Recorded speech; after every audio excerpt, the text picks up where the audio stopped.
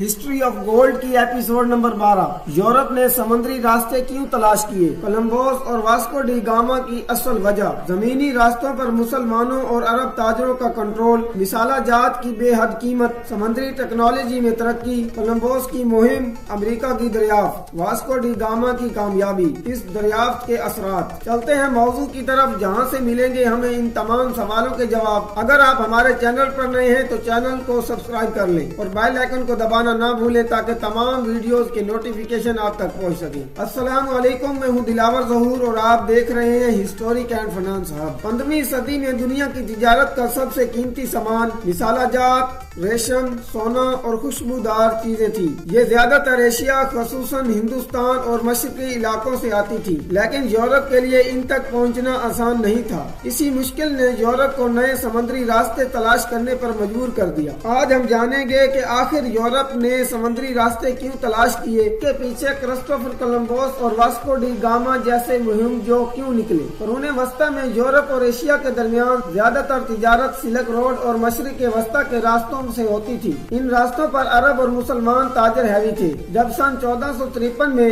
فال of کانسٹینٹینوپل تاریخ کا ایک بہت اہم واقعہ تھا، جس میں ایک عظیم شہر اور سلطنت کا خاتمہ ہوا۔ پھر کانسٹینٹینوپل پر اٹمون امپائر کا قبضہ ہو گیا تو یورپ کے لیے زمینی تجارت مزید مشکل ہو گئی۔ اب یورپ کو ایشیا سے سامان لینے کے لیے زیادہ ٹیکس اور مہنگے دام ادا کرنا پڑتے تھے۔ یہی وہ وقت تھا جب یورپی حکمران نے سوچا کیوں نہ ایشیا تک براہ راست سمندری راستہ تلاش کیا جائے۔ اس زمانے میں کالی مرچ، دار چینی، لونگ اور جائفل یورپ میں سونے کے برابر قیمتی تھے۔ یہ سب زیادہ تر انڈیا اور ساؤتھ ایسٹ ایشیا سے آتے تھے۔ یورپی تاجر چاہتے تھے کہ وہ یہ سامان براہ راست حاصل کریں تاکہ درمیانی تاجروں کو ہٹا کر زیادہ منافع حاصل کیا جا سکے۔ 15ویں صدی میں جہاز رانی میں بڑی ترقی ہوئی۔ بہتر جہاز، کمپاس اور نقشوں نے طویل سفر کو ممکن بنا۔ اسی دوران پرنس ہنری دی نیویگیٹر نے پرتگال پر سمندری تحقیق کو فروغ دیا۔ یہی وجہ تھی کہ پرتگال اور اسپین سمندری مہمات میں سب سے آگے نکل گئے۔ سن 1492 میں کرسٹوفر کولمبوس نے اسپین کے بادشاہ کی مدد سے ایک مہم شروع کی۔ اس کا خیال تھا کہ اگر وہ مغرب کی طرف سمندر کے ذریعے سفر کرے تو سیدھا ایشیا پہنچ جائے گا، لیکن اس سفر میں وہ غلطی سے ایک نئے بر اعظم پہنچ گیا